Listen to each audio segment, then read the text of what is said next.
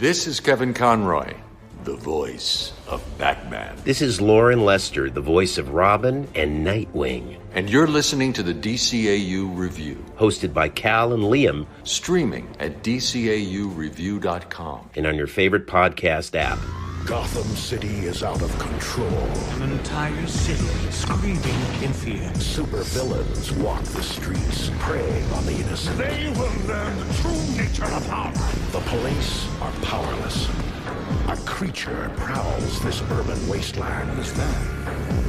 He moves in darkness. For some, he is a rumor. A name whispered in the corridors of the underworld, waiting for the chance to strike. Let every criminal know the acid taste of fear. You crazy! Bat! Giant bat! Gotham has forgotten what justice means. The Dark Knight is here to remind them. Who are you? Batman. Good guys wear black. Welcome, everybody, to episode 286 of the DCAU Review. I am one of your hosts, Cal. With me, my good friend, good brother, the man that runs our social media pages. It's Liam. Liam, we are reviewing Batman the Animated Series. As longtime listeners will know, this is what we have the most of, although we are beginning to wind down at least the original BTAS and Adventures of Batman and Robin run here. But we have another one this week that I think we credited last week as one of the episodes that when we were reading through, well, we'll just say that it's almost pretty much responsible for us having this podcast to begin with. Absolutely. And another memorable episode to talk about this week, at least in our household. I don't, this is another one that I feel like ends up at the bottom of a lot of people's lists. Mm-hmm. But I feel like I recognize pretty much every part of this episode. I knew this one very well coming in. Yes, indeed, we are going to be reviewing The Lion and the Unicorn, and as I alluded to, the reason why this holds such a pivotal portion, not just because we had it recorded off of Fox Kids and watched it, that whole last week that they dropped new episodes on, we had that full week on videotape, so we had all those last episodes that we could watch over and over and over and over again, and this is certainly one that we went back to several times. But as you mentioned, this one, when the 25th anniversary of Batman the Animated Series was happening, all those Nerdist and comicbook.com and all those other listicles that came out listing their top to bottom, this ended up being close to the bottom on most, if not all, of the lists that I remember reviewing. And I feel like that's well, at the time, we felt like that was a miscarriage of justice. So we'll be interested to see if that holds true here as we get into our review. Before we do, Liam, we will, of course, remind our listeners, if you want to support the podcast, we would love for you to leave us a 5-star review on your favorite podcast app. And if it's on Apple Podcasts, if you leave a 5-star review and you leave a little blurb telling people what you like about the podcast, and we read it on air, and you live within the continental United States, if we read it, we'll reach out to you or put the news out there, and you can reach out to us, and we will send you a little thank you gift for taking the time to leave a 5-star gift. We've had an influx of 5-star reviews recently, so it seems our bribery is working, and I am not ashamed to admit that it is. So we have another 5-star review to read later on, Liam. It is short and sweet, and maybe prime example of, hey, you don't need to invest a lot of time in writing your reviews. A 5-star review with a single sentence will be enough, and we'll send you a little thank you gift. But we'll get into that a little bit later. We will, of course, kick things off here with our review with the official IMDb synopsis for this week's episode, which originally aired on Fox Kids September the 15th, 1995, meaning we just passed the 28-year anniversary of this episode's debut just a few months ago. And Liam, of course, before we get the IMDb synopsis, I will, of course, remind you and all of the listeners that this segment is brought to you by The Pod Tower. Head over to youtube.com/thepodtower today and subscribe if you like DC animation, podcasts, and podcasts that discuss DC animation. We have a channel for you. There you will find the entire Tim Talk podcast library in which they covered every episode of the DCAU. You also find the Jump on the Bat-Wagon podcast from our friends over at the Watchtower Database, currently reviewing Superman the Animated Series. And of course, a little old podcast called the DCAU Review has their entire library, including bonus episodes and much more, there in one convenient place. Head over to youtube.com/thepodtower today and subscribe. Absolutely. So this is the synopsis for The Lion and the Unicorn, which of course was written by three people: Diane Duane, Peter Morwood. I think it says like Patrick Morwood or something in the credits, but it's actually Peter Morwood, and Steve Perry, not that one. Directed by Boyd Kirkland, music by Brian Langsbard, and animation by Dong Yang. And that synopsis reads as such. Redclaw kidnaps an old colleague of Alfred's from the British Secret Service to gain access to a hidden missile silo. Yeah, I mean, that's pretty much, I don't know. Wait, hidden missile silo? Yeah, I guess, right? Yeah, that's kind of it. That's totally for ransom. You could maybe add one last line in there, but I think overall it gets the job done, short and sweet. Yeah, I agree. But yes, as we kick things off, Liam, we are reminded very quickly here at the beginning of the episode just the importance that Alfred plays to Batman and Robin as we kick things off in the Batcave. That's good enough, Alfred. The people I deal with out there won't mind a little lint. A job worth doing and all that rot, Master Bruce. I do wish you would put on a shirt. You're apt to catch cold in this dank cave.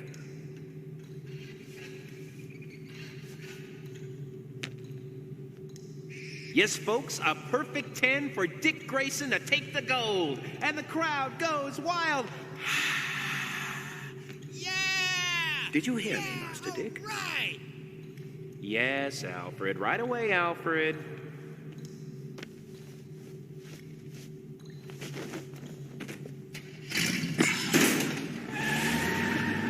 I fixed your supper. It's upstairs in the oven. What would we do without you, Alfred? I shudder to think. As Dick is practicing some gymnastics, Bruce is walking around with his cowl down, but Alfred is standing by, not only helping Bruce dust the lint from his cape, but also being very fatherly and recommending that Dick put on a shirt in the cold, damp cave so he doesn't catch a cold. And he's also happens to have prepared dinner for Dick as well. So just a quick reminder of the pivotal role that Alfred plays in both of our heroes' lives here on the adventures of Batman and Robin. It's amazing these boys can dress themselves when Alfred's around, quite frankly. Yes, indeed. I think Robbie even says that. It is quite the miracle. But as Alfred walks up the stairs, we kind of flash forward a little bit, and he picks up a phone call to Wayne Manor, where his cousin, put that in quotes, you can't see it, but it's in quotes, his cousin Frederick is ringing Alfred and is alerted him that something is afoot and he's needed. If he wouldn't mind coming visit him immediately.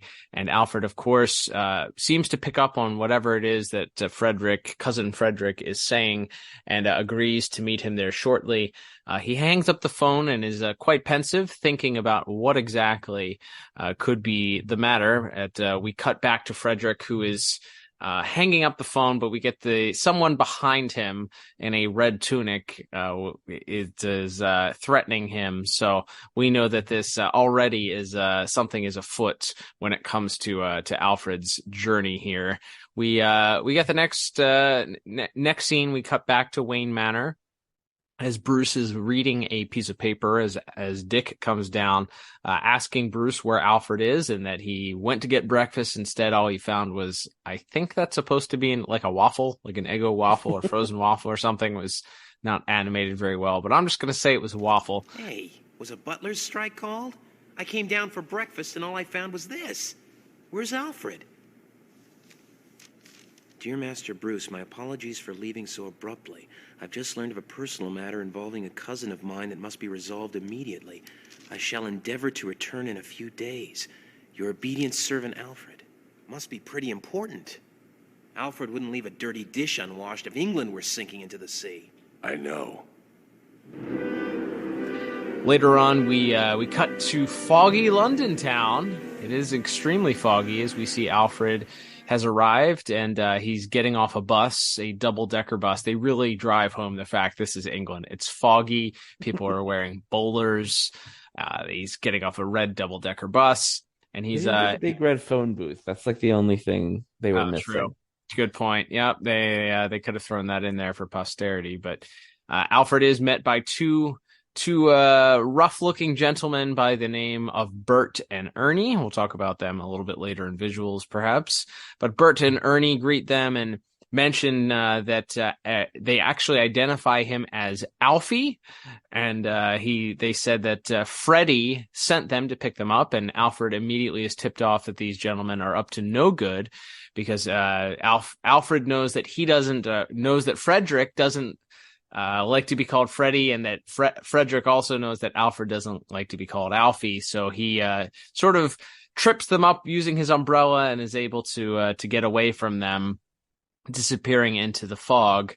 But that is not the last that we'll see of Bert and Ernie, as we cut back to Gotham City, where Bruce is standing by. The phone rings. Actually, he's not standing by. He's sleeping because of the time difference. He's awakened by a phone call, and it's Alfred on the other end apologizing. Bruce is more than happy to forgive Alfred as long as he tells him what's going on. But in the middle of Alfred's conversation, Bert and Ernie reunite with him and are clearly quite ready to get down to business and maybe abscond with Alfred, whether he likes it or not, leaving the phone hanging as Bruce is forced to hear Alfred take a beating. It sounds like, at least. But this, of course, immediately alerts Bruce that he kind of has to take matters into his own hands, especially now that he knows that Alfred is in London, and he does leave him with the name of the hotel. I believe he tells him he's managed to get that out over the phone in the conversation with Bruce. So Bruce at least has a location to go and visit, and so he and Dick jump in the bat plane, talk about how London is nice this time of year, and we're off to London to investigate just what is happening with Alfred and Frederick. Yes, and just before that, there's a brief scene where we see Alfred being reunited, albeit against his will, with Frederick, and they reveal that their captor is none other than the returning Redclaw, a villain we have not seen in many years, both literal years for our show, and by the time this episode aired, as mentioned, I think at least we mentioned it last week, this is the last episode of the new episode of the series to ever air, even though it's not the last production order. So this was like, it couldn't have been farther. She's in the first ever episode aired on Fox Kids and Cat in the Claw. Yep. And then she's in the very final episode. What a nice little bit of accidental symmetry.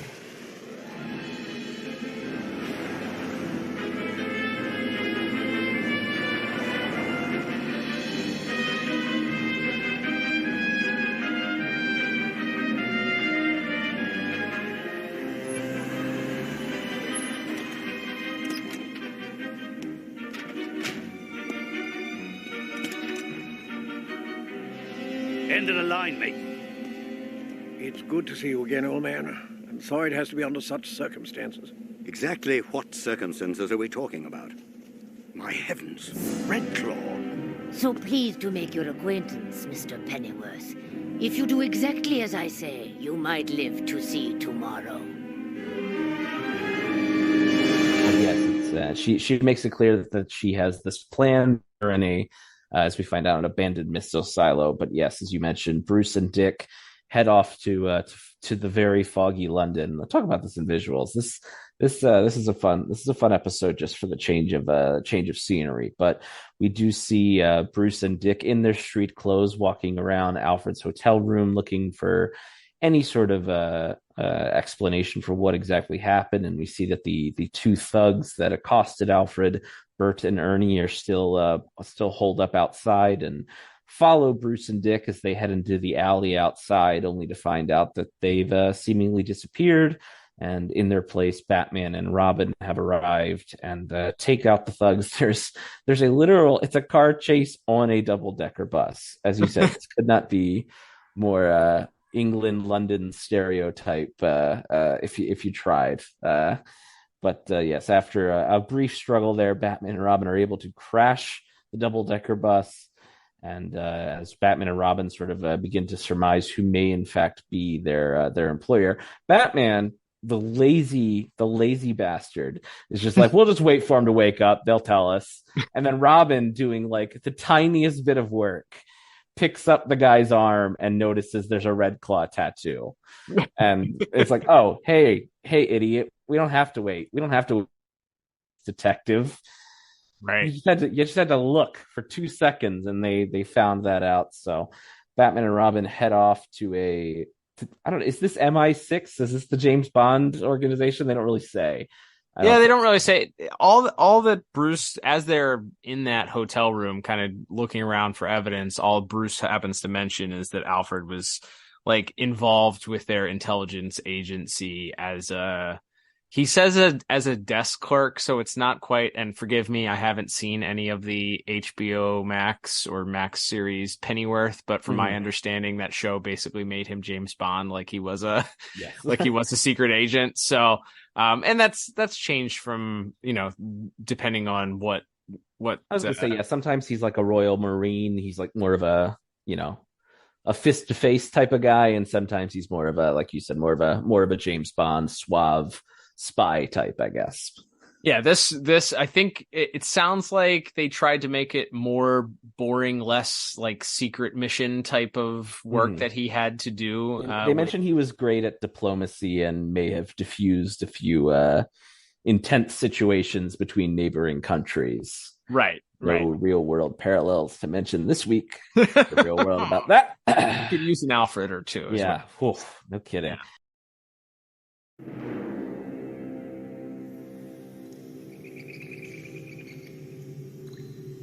Before he came to the States, Alfred did some work as an attaché in the British security services.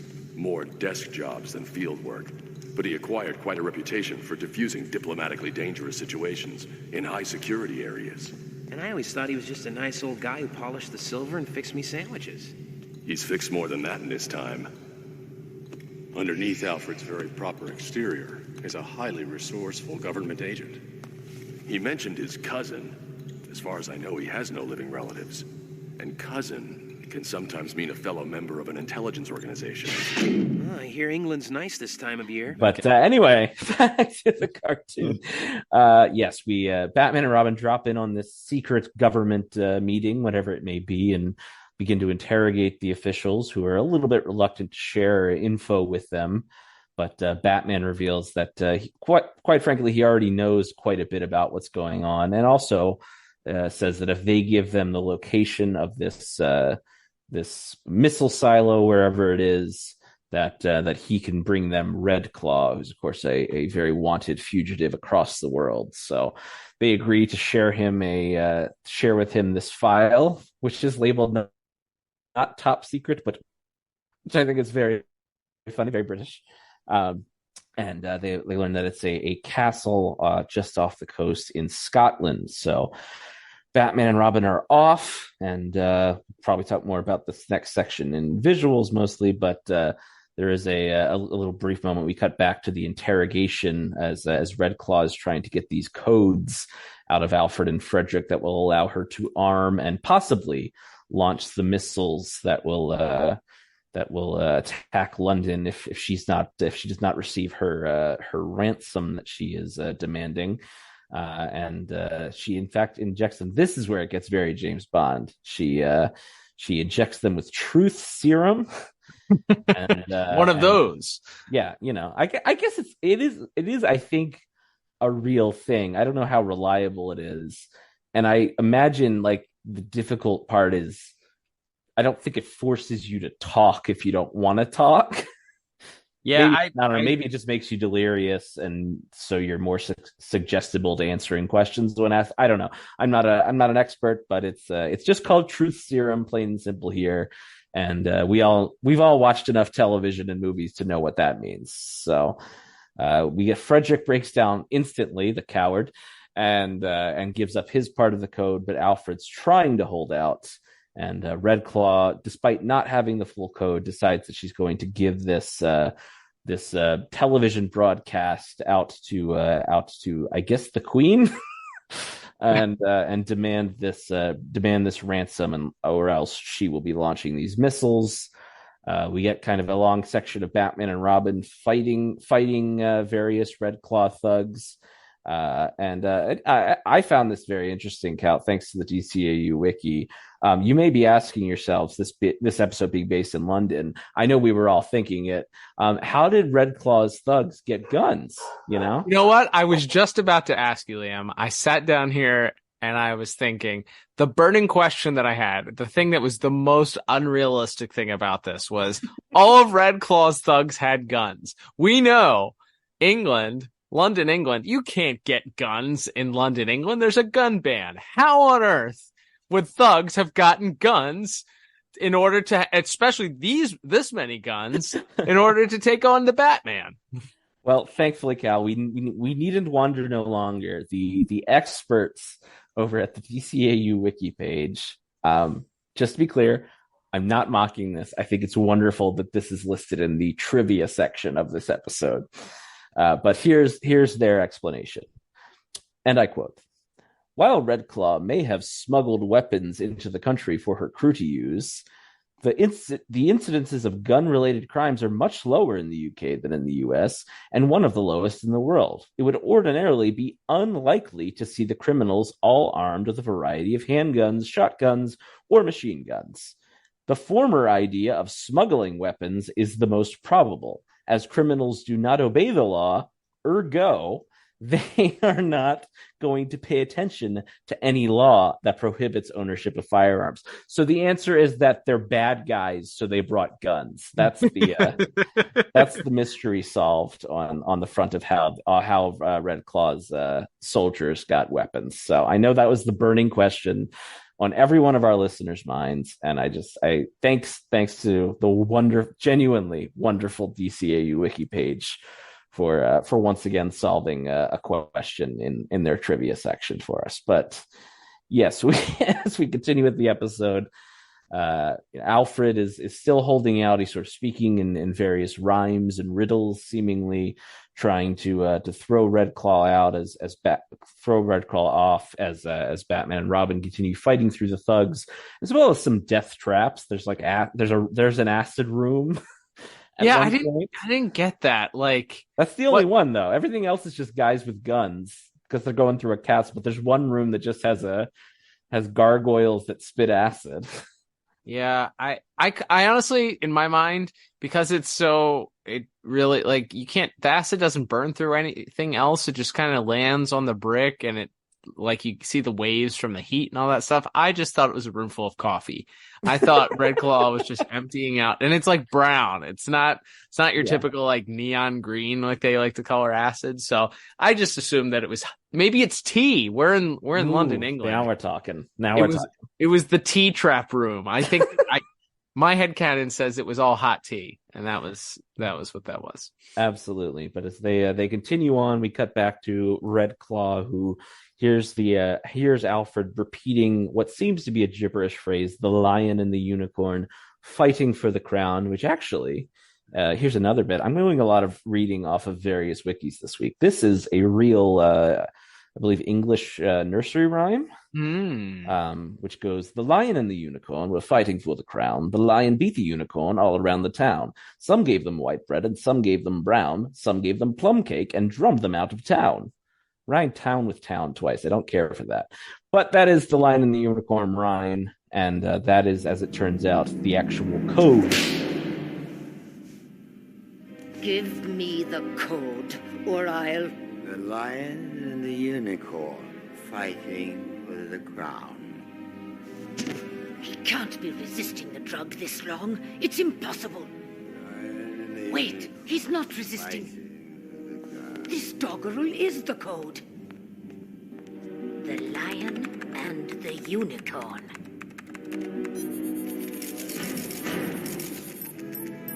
At last!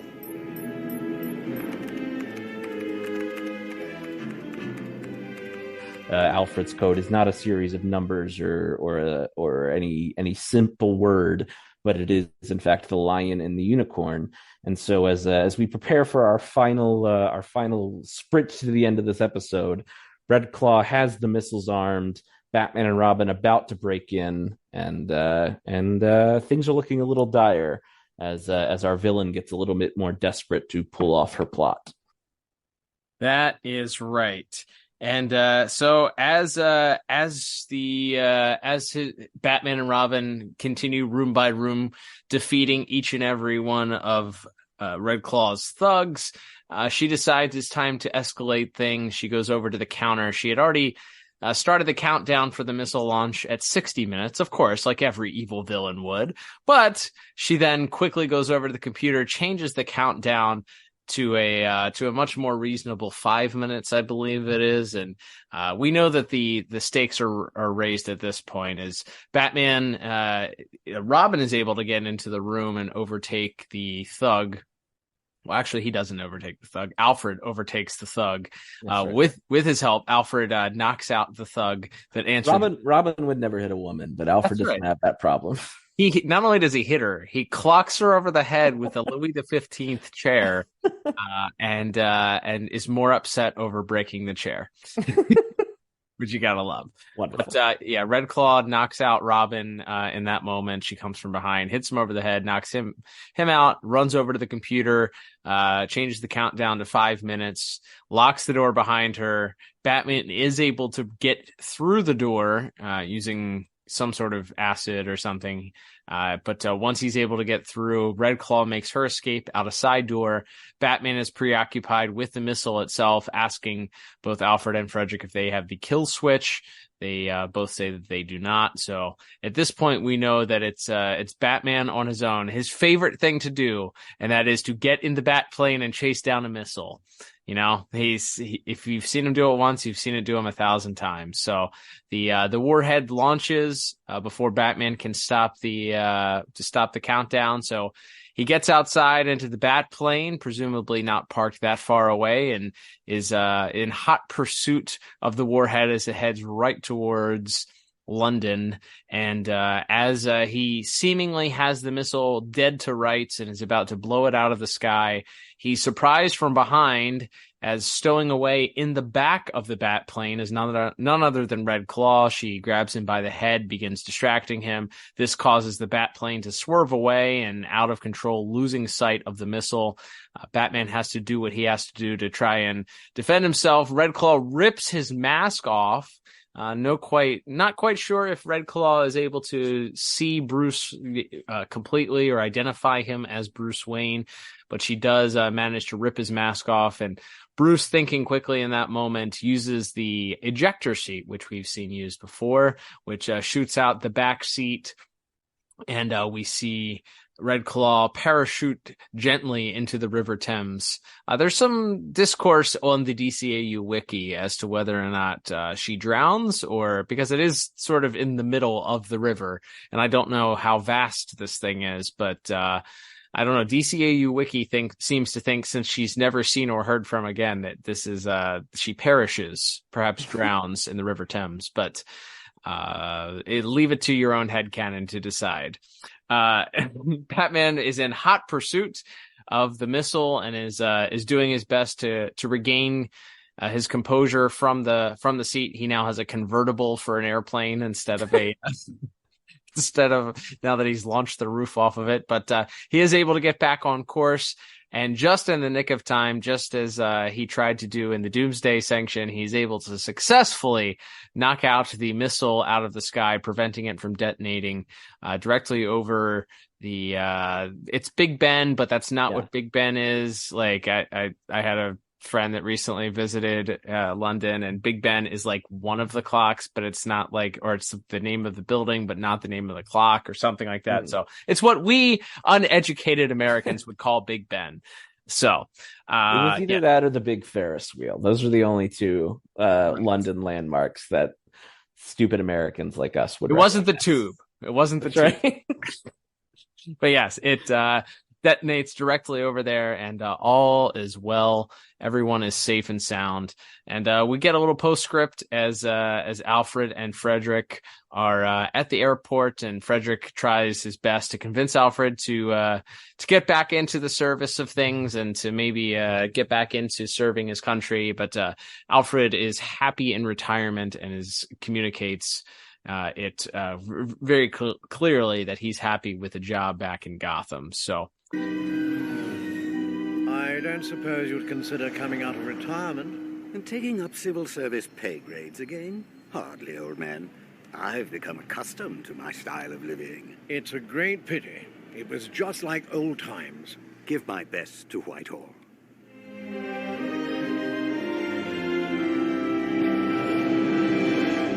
That wraps up our episode. Liam, thoughts on this episode? As we mentioned, we were coming in. I always looked at this episode pretty favorably. And I feel like you agree with that. Did your opinion change at all from this rewatch and looking at it under a more critical lens?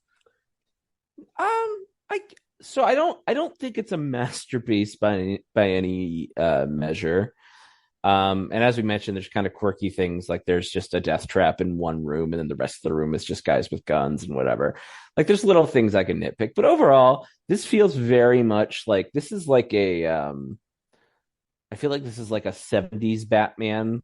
My gosh, we are two halves of the same brain. I was like, this could be a Denny O'Neil, Neil Adams, absolutely Batman tale. Batman and Robin go to a castle to rescue Alfred from whatever villain, and there's some death traps and guys, and then ultimately Batman has to stop a missile. Like, this feels like a Batman tale out of a specific era. And it would be one issue, and it wouldn't be particularly seminal to the series as a whole. Yep. But I had quite a bit of fun with it, as just, it's a nice change of pace. We'll talk about that in visuals certainly in a couple minutes here, but yeah, I just thought it's a fine little self-contained adventure. Returning villain we hadn't seen in a long time, as mentioned. So yeah, I had fun with it. Just I don't think it's seminal. It's not like a deep character exploration of Alfred or of Bruce and Dick's reliance on Alfred. So it's not like, I don't think it's like a super seminal episode for the series, but it's a fun little self-contained adventure that, as I said, it evokes like a very specific era of Batman comic adventures to me. No, you are. I mean, that is exactly the thought that I had. Like, I could see sort of the faded pages of a comic book and draw, a Neil Adams drawing of this comic. Like, that is exactly, and some of it is in the visuals that we'll talk about, but the story itself, like a Denny O'Neil style story where Batman heads to London. Like, wouldn't it be interesting if Batman had to go to London and had to work with the secret agents of the British intelligence over there in order to prevent a nuclear warhead from being detonated. The only thing that I felt like didn't fit, which we've talked about, as an object itself doesn't quite fit with the aesthetic of this Batman, is the bat plane usage at the end. Like, Batman has to stop and blow the warhead out of the sky. Like, that feels like a little unrelated and just kind of like tacked on, and certainly not of that era. But I get it. Like, I don't know how else you raise the stakes for that final scene if you don't have to have Batman stop the warhead. But anyway, anytime Batman has to disable a missile, it's an interesting, like, you have to go through some hoops to make it seem plausible. But yeah, I didn't hate this episode at all. I still enjoyed it. It's not a masterpiece, as you said. I think that there are still some things to nitpick and some holes that are in the overall plot or overall story that you could certainly nitpick. I don't think it deserves to be at the bottom of a bunch of lists. I think there's a bunch of other stories that we've reviewed from this original run that I'm like, yeah, this is certainly better than this. So this, I mean, at the end of the day, once all is said and done, we've reviewed all these episodes, middle of the pack seems like the good spot for this to fit, like the rightful spot for this to fit. But I stand by my original thought process in saying that this doesn't belong at the bottom of the list as it seems to be so often, for many reasons. But it's interesting. We do get more Alfred than we typically do. I like that. It's not the Alfred and Maggie of Eternal Youth, Dollar in the Bad episode jar. It's not some of the other comedic things that we've seen Alfred do, like in The Forgotten. This is a little bit more making him into a formidable, interesting character. I wish there was a little bit more that we kind of delved into rather than just Bruce with the exposition of his backstory. But it for what they decided to do, it's certainly interesting. It certainly wasn't a boring episode for sure. And having Redclaw come back is fun. I think we talked about it when we reviewed Cat in the Claw way back in the archives, that this character at the time it was like one of the few characters that had never made the jump into mainstream continuity. She has now. Very recently, I think at last year in Catwoman number 43, she made her first appearance in DC continuity. So has now made, hey, think about that. When we started this podcast, this character had not been in DC continuity. Years later, she's now actually in continuity. We've been Condiment King made it into DC continuity main DC continuity before Redclaw did. Which is insane because it feels like outside of Ra's al Ghul, there's not really like the terrorist leader person. There's like a vacuum for that type of character that you can point to. It's like this is like a great a Green Arrow, Black Canary level hero villain, this international. And she's not just like an assassin. Like, it's not like she's a Lady Shiva or, as like you said, a Ra's al Ghul, but she is like this, this capable leader who has this legion of followers that all tattoo this red claw on her on their arms to, in support of her. Like, that's really interesting. Yeah, it is wild that this character has not found more use across the either in DCAU stories or in mainline continuity until recently.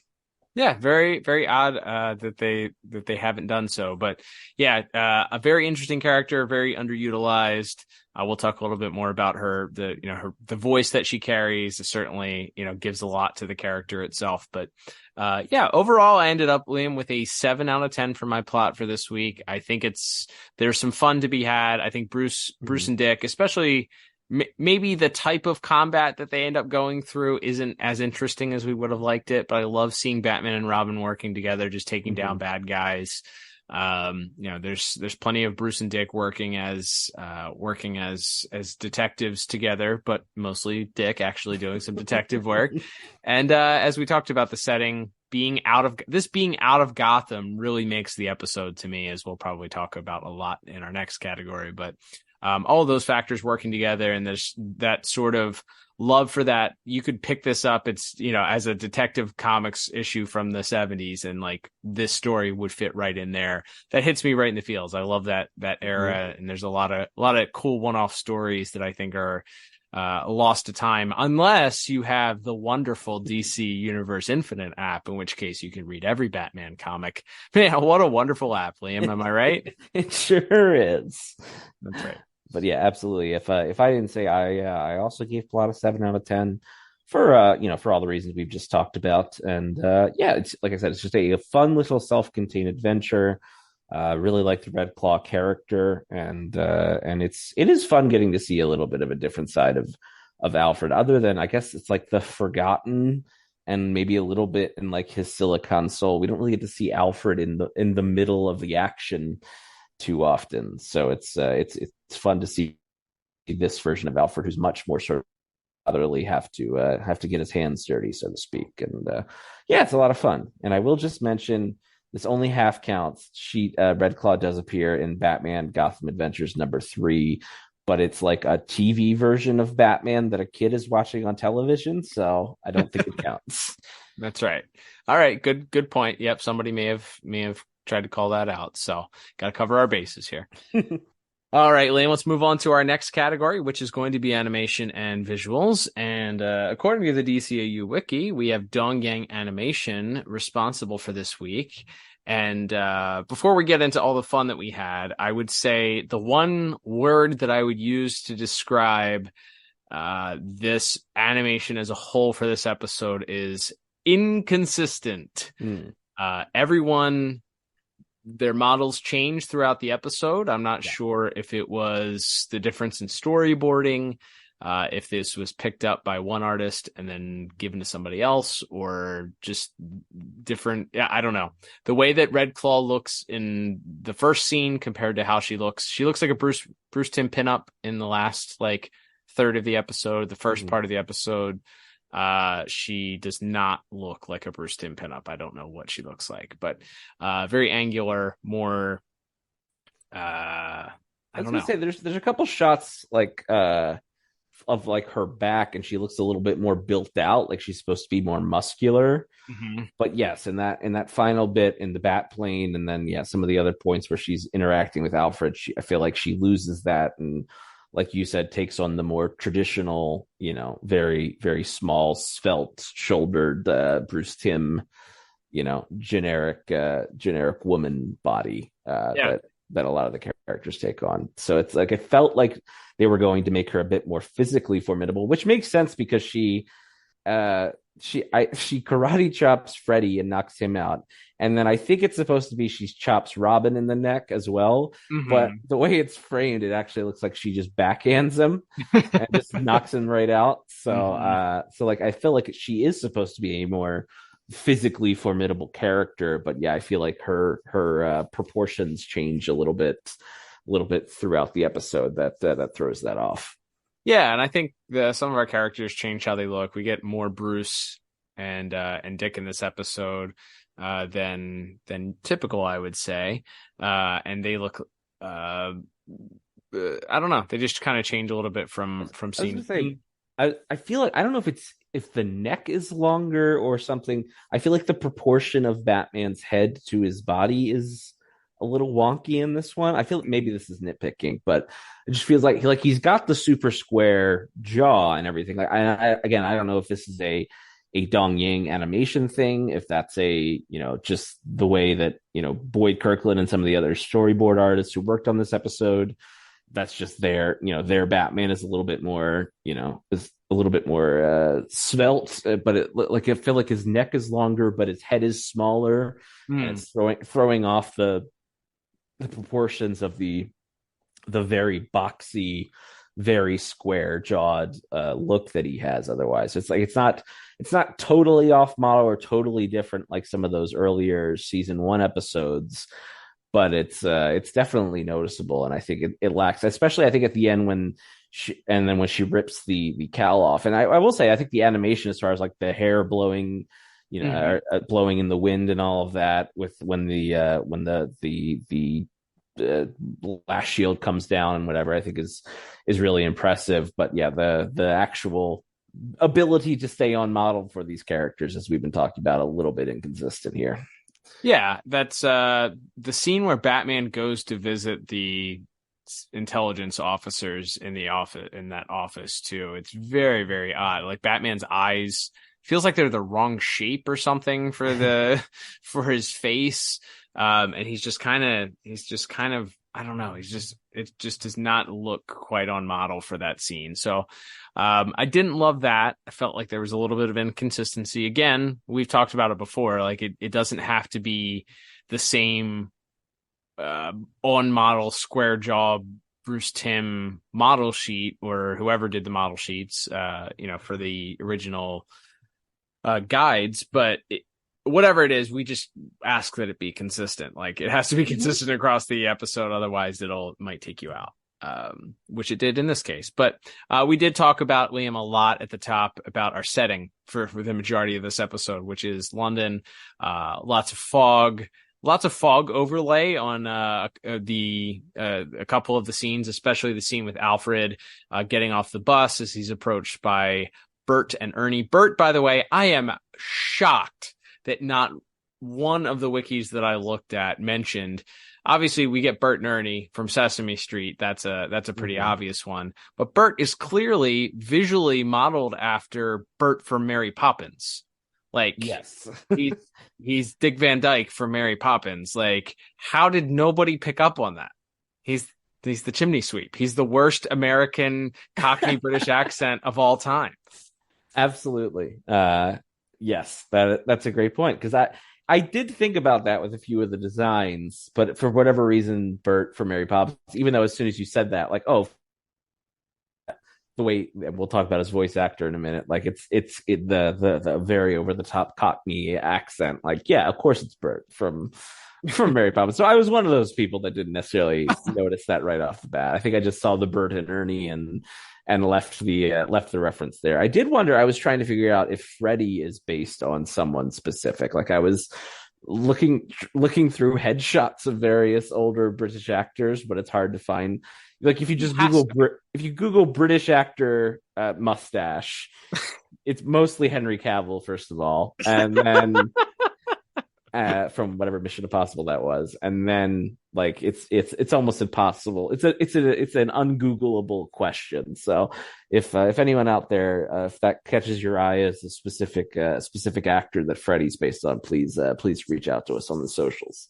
Absolutely, yeah. But as far as a setting is concerned, very cool. I love the little fog overlays that they did. Not only does they sort of blur some of the edges of the way that the images come across. Maybe if we are able to talk with one of our friends of the show that worked on this episode or any of the other episodes. It's a trick, obviously, that's done in animation, but it's just something that adds a little bit of depth, I guess, to the visuals that you're looking at. Like, rather than just drawing smoke, you're creating this kind of blur that you would see the flash of light if you were kind of seeing it yourself with your own eyes. So that it kind of smooths out some of the edges and makes things shine a little bit and have like a little bit of afterglow type feel to it. I really, really enjoyed the scenes that they had. There's the scene also later on when Bruce and Dick are leaving the apartment, or they're after they've investigated the apartment, and they get accosted or attempt to get accosted on the street by Bert and Ernie, and then the chase, as you mentioned, on the double-decker bus, the most London car chase you could possibly have. I loved all of that aesthetics there. I loved having it in a different place, different feel. And while it mostly, almost completely takes place at night, we get the one scene with Alfred sitting by the hotel window making his phone call, but mostly everything is at night. It felt like this was authentic DC London. Like, I felt like everything seemed to be matched up. Obviously, you don't get a whole lot of looks at the architecture other than the place where the missile silo is. But that in and of itself is also made of like brick, which gives you the idea of this castle feel. But yeah, I thought authentically European, at least from this American's perspective. And, any thoughts or just anything else as far as the setting and the aesthetics for DCAU London was concerned? Honestly, it reminded me so much because of all the fog and the dark. It felt like we got back to those really early episodes of the series, like the black paper backgrounds, which I'm sure we're still used to an extent, but I just feel like the show, as it went on, and especially once, the more, the later episodes, the Adventures of Batman and Robin episodes are so much different and so visually different and visually brighter. So using this, I felt like was almost an excuse to go back to those very early episodes, especially that first scene where Alfred's walking through the fog and Bert and Ernie run up on him, and then he runs back to his hotel and kind of disappears into the fog. I was like, gosh, that's dark. Like, it's Alfred's in like a dark gray hat and coat, and he's running into the fog against these completely black buildings, other than there's just like a little bit of light from the street lamps or whatever drawn in. Like it's a very, very dark aesthetic to that. And even I think the sequence where they're running, where Batman and Robin are running through the castle, I think that's kind of fun and dark and gothic as well. Obviously, it's supposed to be this old Scottish castle with the gargoyles and everything. But they're running up around like the spiral staircase, and you know, the guys with the machine guns are bearing down on them. So I think there's a lot of fun, a lot of aesthetic in it. As well as, you know, again, going into a different country, a different type of architecture than we're used to seeing. I felt like it also allowed them from a color palette standpoint to just kind of go back to the very early roots of this series. You know, those crazy guys drawing backgrounds on black paper. Like, so it was kind of fun to see that sort of color palette evoked again. Yeah, absolutely. You mentioned the scenes with Batman kind of making his way. If it was a video game, it's like the pathway to the final boss, right? You got to level up. You're going through the different levels. This would have been a great level for the SNES Batman and Adventures of Batman and Robin game, by the way. Oh, now you're talking rewriting history here. Come on. Give me all of the buys for that one. But yeah, as you're working your way up there, I love the as we mentioned, even though it doesn't make a whole lot of sense, like the gargoyles with the hot tea coming out of their mouth. Even the effects that they did in that with like communicating the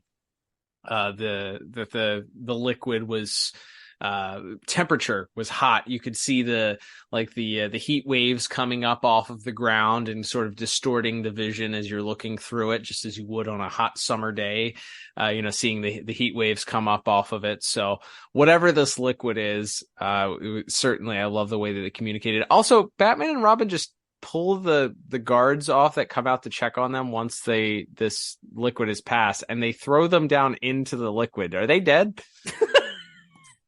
It's a great question. If it's acid, they burn. They're disintegrated. If it's burning lava hot liquid of some other kind, they're tossed into what sounds like a lot of it, because the room seemingly filled up with it, or enough to create a puddle for them to splash into. That doesn't cool off immediately. So maybe they're just maimed. They're incredibly burned individuals. Yeah, maybe there's like a moat or whatever down below, so there's just like regular seawater mixing in with the molten tea. We'd like to think that Batman and Robin did murder these guys, but we don't know for sure. It's true. They don't get keep alive groans, so we'll never know for sure. Headcanon.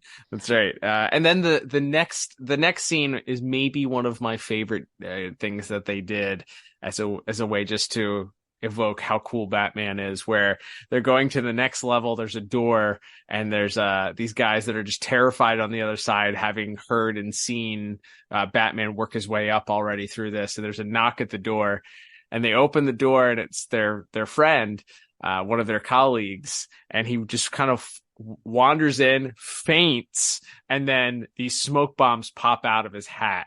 Like, what an incredibly cool visual. And then Batman and Robin go to work just taking these guys apart.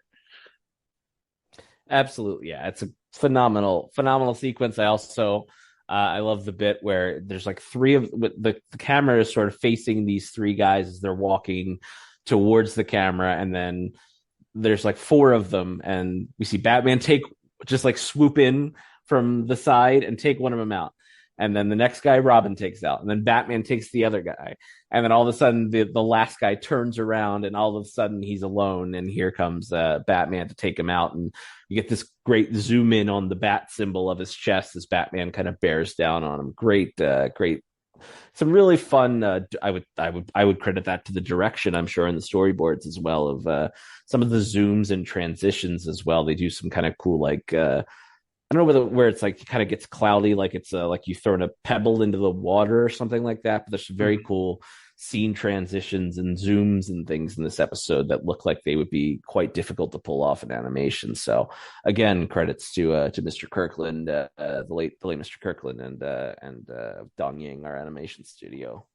Yeah. So overall, I think, it's as I mentioned, I have some problems with the overall look for the episode. I think I think there is some inconsistency between how character models work. I would also point out, I think in one of the scenes, the driver's side of the double-decker bus is on the incorrect side, which, come on, if you're doing a story, if you're going to do a story across the pond, you got to have the wheel on the right side of the bus. You can't make mistakes like that, but whatever, mistakes happen. But I'm here to nitpick, so I will say that that's unacceptable. So I think the climax of the episode, the fight in the cockpit of the bat plane, while it probably is a bit challenging to figure out how that's going to work without being able to show a lot of violence, but also communicating that Batman is in some sort of peril or trouble.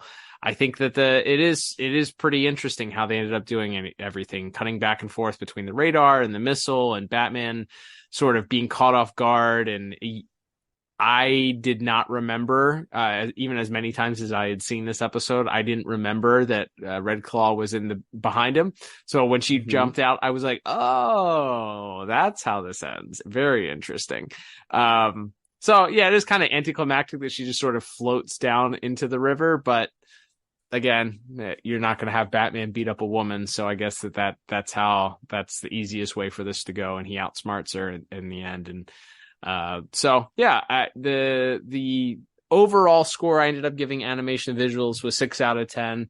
I think if there had been more consistency with how our characters look, I may have given it a higher score. But overall, the setting is the big win, I think, for this week. And then some of those scenes as Batman is working his way up to the control room, I think, are a lot of fun and a lot of very fun sequences there.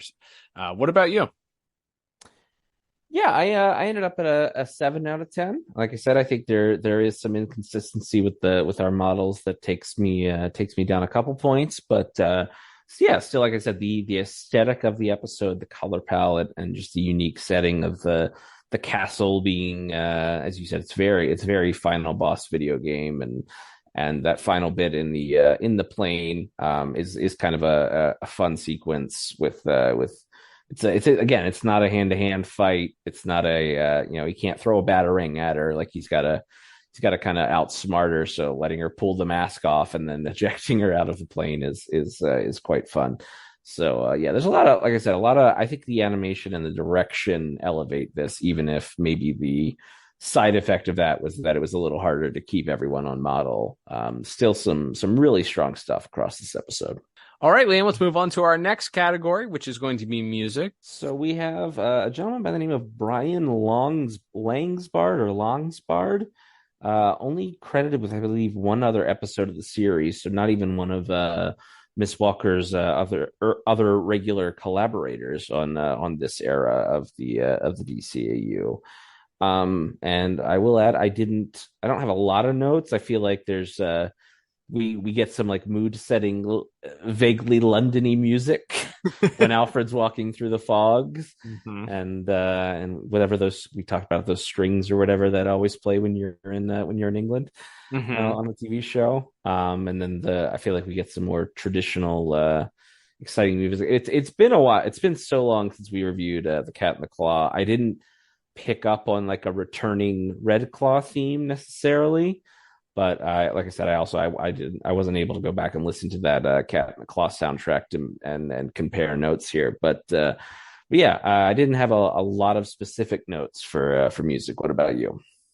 So I think I picked out, at least for the episode, what is the Redclaw theme. It plays when she's revealed, when Alfred suddenly realizes that she's behind literally behind Frederick, and behind why Frederick was calling Alfred to come over and assist him. So I do think we have that theme play throughout, and I think it's played to perfection, especially as the tension rises in that final scene and she rushes to change the countdown as Batman is attempting to break in. There's the song that plays as you mentioned, that very, very, very, very good scene of the soldiers marching through the castle, or the whatever they are, her army soldiers working their way through the castle, and as Batman and Robin are picking them off one by one, there's sort of this theme that plays, and then as Batman gets the last one and we see the look of shock on his face. I think the music there kind of added to that as well. I think the music that plays as Batman and Robin get trapped in the room with the hot liquid, and then the reveal of them being okay afterwards, I liked that.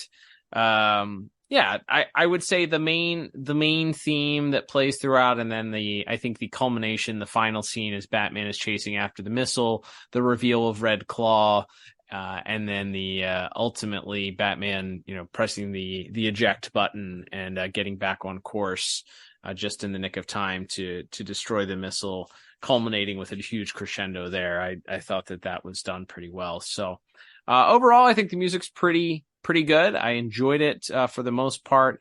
The Redclaw theme, I'd be interested to go back and check to see whether or not it matches up with anything we heard. It seemed like it did. Like in my head, I was like, oh, that's the Redclaw theme. But I don't know. Again, it's been so long since we reviewed that episode, so I can't quite say whether it is or it is not the same theme song, but it seemed like it matched the character. So I ended up giving music a 7 out of 10. I think it's pretty good for the episode. The scenes that required a little bit more oomph, I thought it was scored pretty well. And then again, our crescendo of the final scene and the sort of intensity that's picked up as Redclaw is revealed to be in the cockpit with Batman was pretty good. So, yep, 7 out of 10 for me. What about you? Yeah, I went just a little bit lower, just went 6 out of 10. But I do really like the music in that final bit in the bat plane. I do agree that's pretty great. So definitely some strong moments, even if there wasn't a unnecessary, like you said. There is a theme for this episode, whether it's a holdover from her previous appearance or not. It does add a lot to the episode. Well, let's wrap things up with our final category for the day, and of course that is going to be voice acting. Speaking of holdovers, we have some returning voices. We have a couple of guest stars with our new characters in play here. We even have a person who's miscredited with the wrong name in the credits. Let's go ahead and talk about this week's voice actors and actresses. That's right. So very quickly, we just have a couple of people worth mentioning playing some of the British intelligence agency members. We have BJ Ward. She probably most famously was Scarlet on the G.I. Joe cartoon of the 80s. Which this episode, by the way, Redclaw very much could be the G.I. Joe. Oh yeah, that fits that pretty well. I love that. Oh yeah, she's Cobra Commander or Destro all over, just minus the metal faceplates, but yes, absolutely, she fits for that. And then we have playing the as mentioned, Bert and Ernie. Adam Ant is playing Bert, which I love. He's actually he works more as a composer and a musician in his own right. In fact, Adam Ant had a band called Adam and the Ants, so very creative. Yeah. And then his partner in crime, literally, is Richard Doyle as Ernie, another veteran voice actor, pops up in a lot of video games. I think Metal Gear Solid was the big one I saw that he had quite a few appearances in. But they're fun, as mentioned, just cockney as can be, just menacing poor Alfred as he arrives, and then getting to interact with Batman and Robin briefly. There is a lot of fun from them.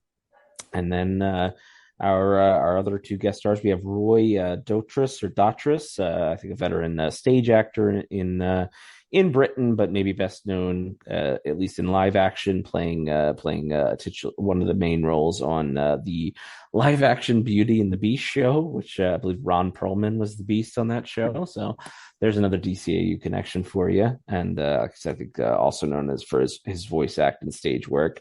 I like him as Freddy, and as well, our main eventer is certainly Ephraim Zemblis Jr. We'll talk more about him in specifics, but you get the feeling that they're old friends. Like they have a great. I don't know if Mr. Dotrice and Mr. Zemblis worked together before this, but I thought they had just like a real wonderful kind of camaraderie, even in these. Again, another very if there's anything else that's kind of James Bond coded in this episode, it's how sort of calm under pressure they are, and how sort of and the way that they speak to each other, and everything is quite a bit of fun. Yeah, they have some good camaraderie. It works out very well. You get a little confused at the beginning because you're like, cousin, this guy doesn't sound, I mean, he's British, but he doesn't sound anything like Alfred. Like they didn't really go far as to make sure that this guy sounded like a relative, but then you quickly learn, obviously, it's not a blood relative.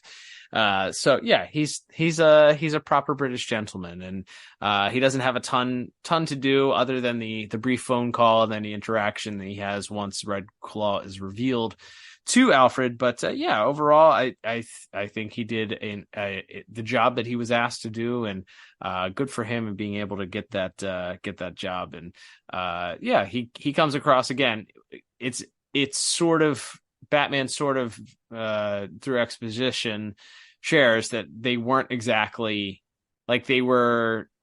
He talks about them as desk clerks, essentially. Like they weren't much more than that, or at least he tries to pass them off as that. So yeah, I can see this guy being a desk clerk alongside Alfred, a cubicle buddy of Alfred's back in the day at MI6. Which, by the way, I think based on our voice actors that are credited with being M2 and M3, it has to be MI6, right? Yes, that would make sense. Because we get, by the way, I'm not sure if you're going to mention him or not, but M2, who's the guy with the glasses in the scene, with the other two agents giving Batman the information about the castle, he played Richard in Sideshow. So hey, there we go. A dual DCAU, and it's funny because in that one he plays a much more regal British man, as he was, he speaks in like Shakespearean tongue. So he gets kind of the flip side of that here, is he's still British, but he's more of the hardened secret agent in this one. Absolutely. And then last but not least, before we get to our main cast, we have the returning Kate Mulgrew as Redclaw. Folks would best know her as Captain Janeway, I believe, on Star Trek Voyager. I'm not sure which Star Trek that is, or if that's one people like or not. But she was on it for like 1,000 episodes, and then also played a pretty memorable role on Orange Is the New Black. I think she was around for that whole series. So she's very she's female. She doesn't have a mustache. If she had one, she'd be twirling it. Like she's so, but it's perfect for what this character, like we've talked about, for this, Cobra Commander, James Bond villain type of role, femme fatale.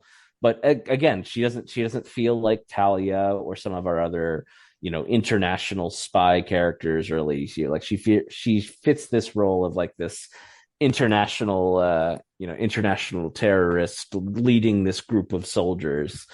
She's great. I love how it is kind of a simple, very sinister, very over the top performance, but it's wonderful. I have a lot of fun with Redclaw when she shows up.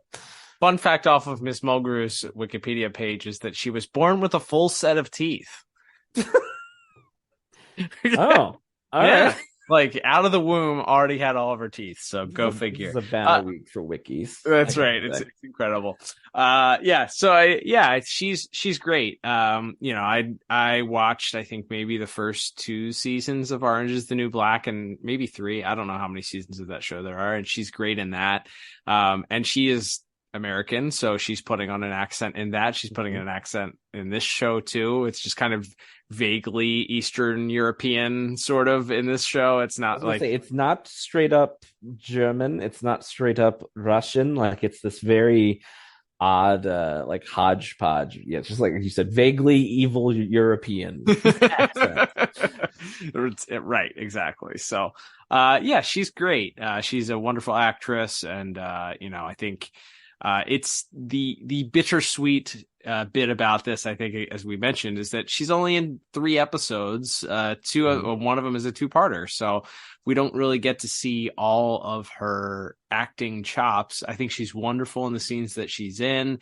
The frustration that she expresses with Alfred holding out from her truth serum is palpable. I love that she really comes across as being frustrated when her henchman, kind of questions the fact that they're ready to threaten to launch a missile despite not having both sides of it right before that scene. She's arrogantly sure of herself. I think she gets probably a little bit more dialogue in the Cat in the Claw, undoubtedly, but I think for this episode at least, it's again, it just shows she's a strong actress, and I thought that for what she was able to do in this episode with the little bit that she had, she plays that role very well. Like that's it's a voice that fits the character. Absolutely. And that brings us to our main cast. We do in a supporting role this week have of course Kevin Conroy as Batman and Lauren Lester as Robin. Though as mentioned, I think there's again it all plays into like we said, even though it's not a deep like character study of Alfred or of Alfred's relationship with Batman and Robin. I feel like the camaraderie of both of Batman and Robin and of them with Alfred is really fun in this episode. And Batman and Robin kind of, like we said, being on this jet-setting international adventure and then going around and investigating and everything, and is a lot of fun. And Mr. Conroy, Mr. Lester playing off of our main voice actor really for this week's episode, that being of course Ephraim Zimbalist Jr. as Alfred. They're all three of our main players are great, and again, getting to see a different side of Alfred, him in the middle of the action, and like you get a sense that he, like I said, he still has this very dry sense of humor about him when he mentioned something about I don't want to disappoint a lady, though I'm not sure I'm talking to one, or whatever he says to Redclaw. Like there's that very like uptight British humor is still there even. But you also get that sense of fear when the truth serum comes out, or when it's first revealed that Redclaw is behind all of this. Like he feels like he's in deep stuff here, and making the call to Bruce in the hotel. Like he gets to do a lot. Like he gets to be the guy in the field, kind of showing the cool head, but then when things start to get real hairy, he really ramps up sort of the desperation, and then he gets drugged and all that. There's a lot for Mr. Zimbalist to do, and not surprisingly, for a show that's lasted this long, talked about him so many times, but he's quite wonderful. Yeah, he's in the discussion for the Mount Rushmore of voice actors for sure, just from his ability to do what he did for so long and be that voice, and the wit that comes across. I love that opening scene because it really establishes Alfred as a part of the family, as opposed to just the butler, Yes, absolutely. They really go out of their way to make it Alfred's the dad. Like he's the dad and the mom, really, because he's cleaning Batman's cape off.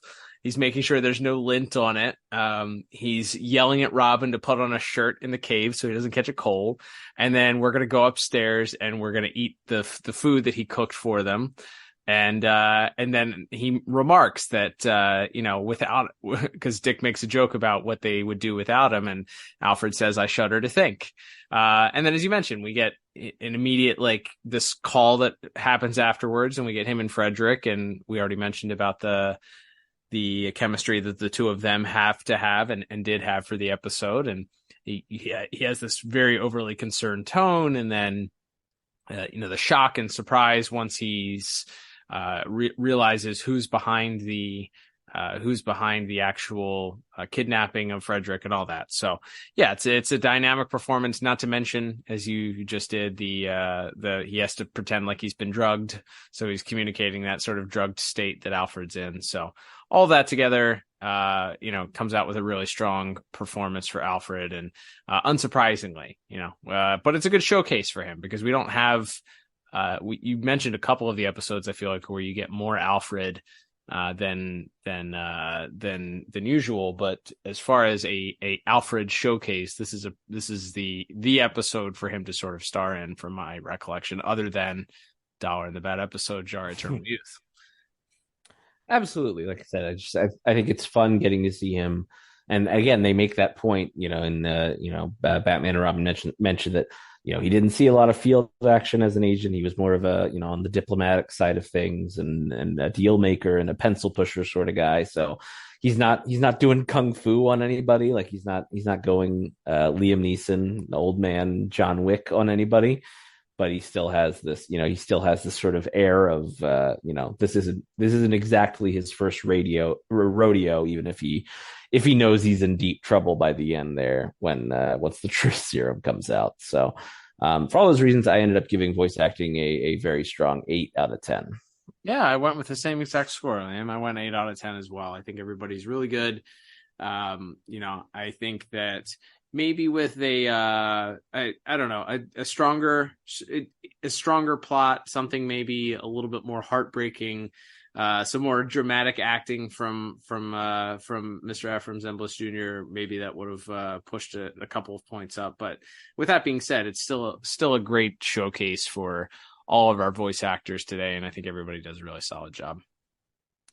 Absolutely. All right, Liam, let's wrap things up here and total up our scores. So totaling everything up, Liam, I end up with a 28 out of 40.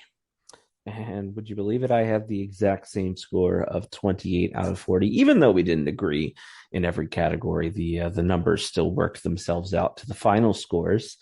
And as we briefly will touch on rewatchability here, it's tough to say this is a must watch because it does feel so self-contained. Mm-hmm. I have a lot of fun with this episode. As mentioned, we watched this episode a lot as kids because we had it on a specific videotape, as mentioned, and then obviously when the DVDs and everything came out. So it's a fun episode, but it's as we mentioned, Redclaw doesn't come back. We don't really know what happens to her, at least in the DCAU. So it's hard to say that like her coming back has that much impact to the story. But I don't know. It's hard for me to say no thumbs up, even though I feel like that's where it trends just because it is so self-contained. But like I said, I love the self-contained nature of it because as we talked about it evokes such a specific era of like a Detective Comics, gray and light blue Batman story. So that's kind of why I love it. But it's if we talk about the cream of the crop must watches, if you're watching or rewatching the entire DCAU or even just this series, it's hard to say that this is like a must watch or even like a have to watch. Yeah, I regrettably think that I'm just for posterity's sake. Yes, it is a follow. You know what? I think because it's a follow-up and it's a returning character, although I don't remember it being quite the cliffhanger as to, oh no, is Redclaw going to come back at the end of Cat in the Claw? But okay, you could give it a thumb up because it's a returning villain and that's interesting and it gives a little bit of background to Alfred. So I guess you could give it a one thumb up, but that's why we kind of shifted from the skip it, see it to the thumbs up, right? It's a one thumb up because it's not integral to the DCAU. Redclaw doesn't come back ever again or hasn't come back ever again thus far. It's not really, it is pretty self-contained. So for all those reasons, it's not that important. Is it going to make, if I were to sit down here and write the top 20 episodes that I would recommend to somebody watching this, would this be one of those episodes? I don't think so. Like, it's probably not going to crack the top 20, right. But I enjoy it. It's fun. It's, it's still one of the episodes where if somebody's like, hey, did you like, the Lion and the Unicorn? I'm going to be like, yeah, I really liked that episode. I thought it was a lot of fun.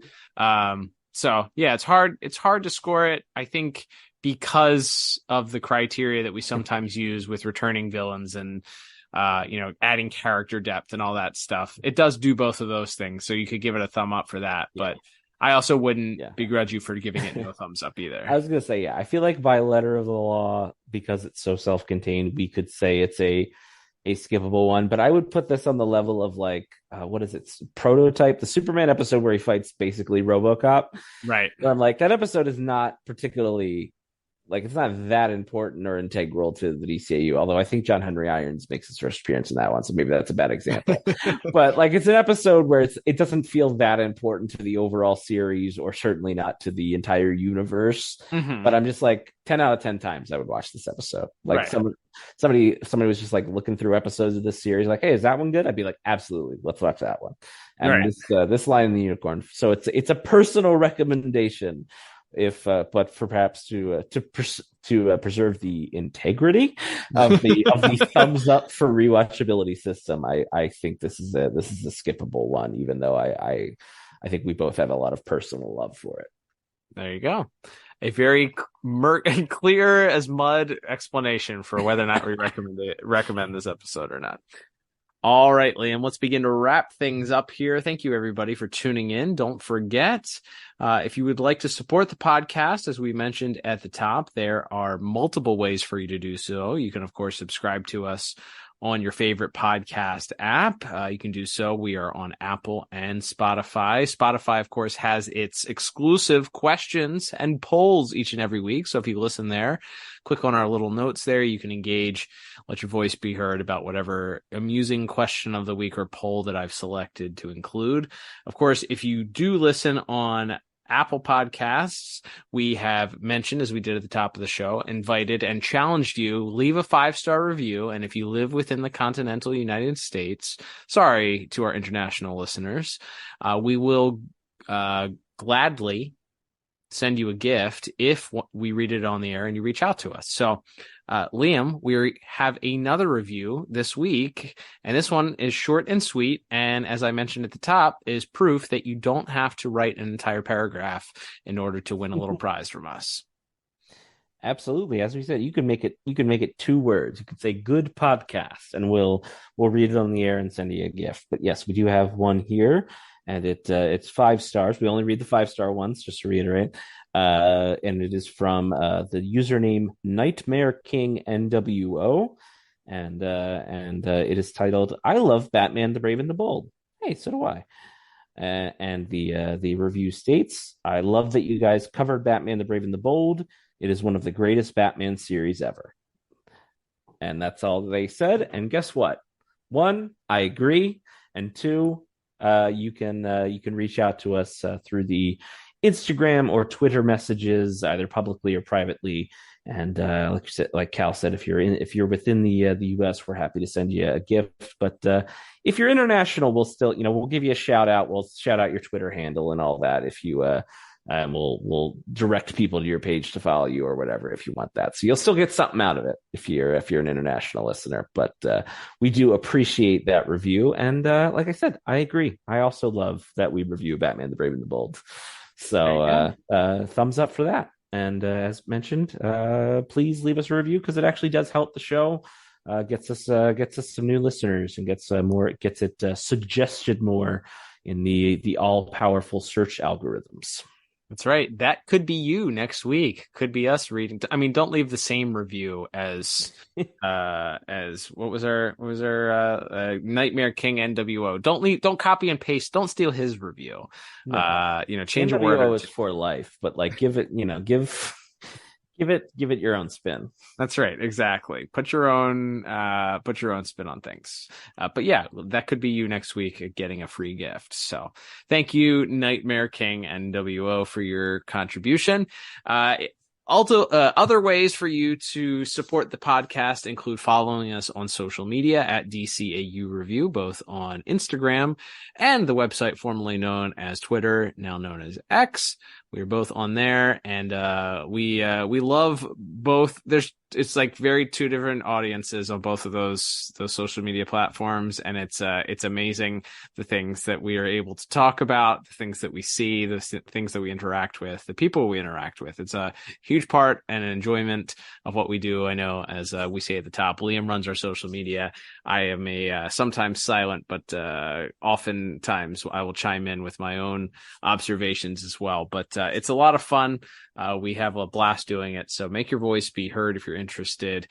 Those are also good ways to, catch up on DCAU news and or anything else that's happening around DCAU, or even previews of next week's episode. Speaking of which, don't forget you can also support the podcast. Check out the show notes. There's a link there to support the podcast directly financially or through our merch store. Liam, we are continuing here with yet another Batman the Animated Series episode as we are winding down here, as we get to the some really interesting episodes, some really seminal, memorable ones, especially for the two of us. So let's discuss what next week's episode will be. Absolutely. So next week, another very memorable one, as you mentioned. It'll be the episode Showdown, which is really, if you look at it, one of the DCAU's first steps outside of Gotham City when it comes to a DC superhero or hero, or DC characters that don't really fall under the Batman umbrella. And that's because we kind of, not literally, but figuratively go back in time and find out a tale from the Old West involving Ra's al Ghul going up against none other than Jonah Hex. So a big episode to talk about next week with Showdown. That is certainly going to be an interesting one. Friend of the show, Kevin Altieri, directed that one. So very interested to see and review this one. Was not a fan of this as much as we were growing up because it doesn't have a lot of Batman in it. Yes. But, it is very interesting because now I think as DC fans, we kind of have a better idea and understand who Jonah Hex is. And let me assure you, he's not the guy from the Josh Brolin movie, Megan Fox movie. That's, boy, if we can get through next week's review without mentioning that movie, I will be an extremely happy lad. But thank you, everybody, again for tuning in. Liam, it's going to be a fun time celebrating, a Jonah Hex episode next week. But until then, I'm Cal. And I'm Liam. And we'll talk to you on the next episode of the DCAU Review. Adios.